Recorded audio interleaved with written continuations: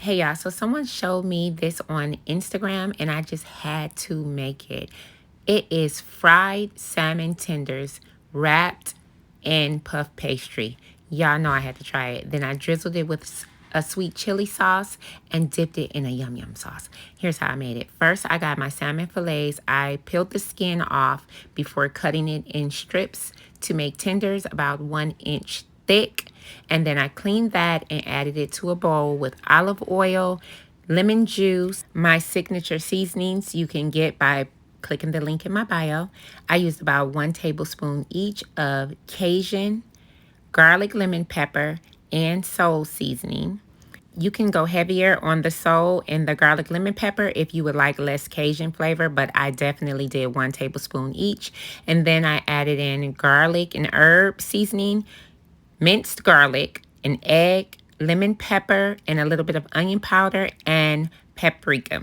I gave that a really good mix to make sure that it was all fully seasoned and mixed well. And then I set it in the fridge for about 20 minutes before battering it in flour, seasoned flour. I seasoned my flour with Cajun seasoning and garlic lemon pepper.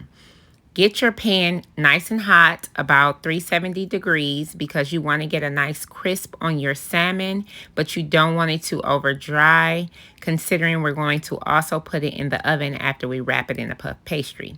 So here I only cooked it for about 2 to 3 minutes on each side just to get it a nice golden brown and crispy.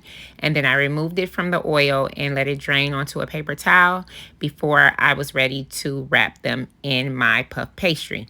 Make sure that you thaw your puff pastry out on the counter per the box instructions and preheat your oven to 400 degrees.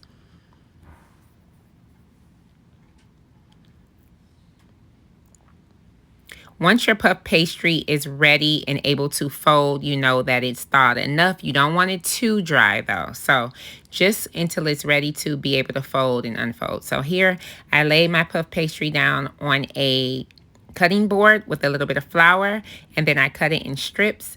You don't want to cut them too thick or too thin because you're going to wrap it around the tender. And they don't have to be perfect lines either. As you see, my lines are starting to get a little wiggly, but it's okay. It's perfectly fine. So some of the tenders I ended up using 2 strips. Some I only used 1. So now I'm just going to wrap a piece of the dough around my tender, leaving a little bit of space in between, like this.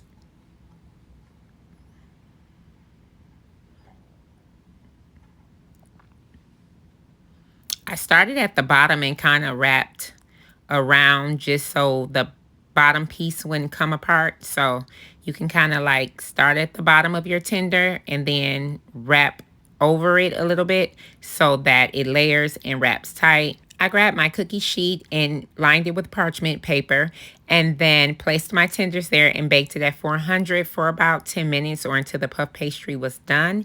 And then I just added on my sauce. I definitely wanted to add way more sauce, but because I had to wait and reheat these later, I didn't add too much. But you should add as much sauce as your heart desires. I dipped mine in a yum yum sauce. The video I saw, she dipped hers into a chipotle mayo. I think either one of those will be absolutely amazing. And this is how it went down the club kitchen.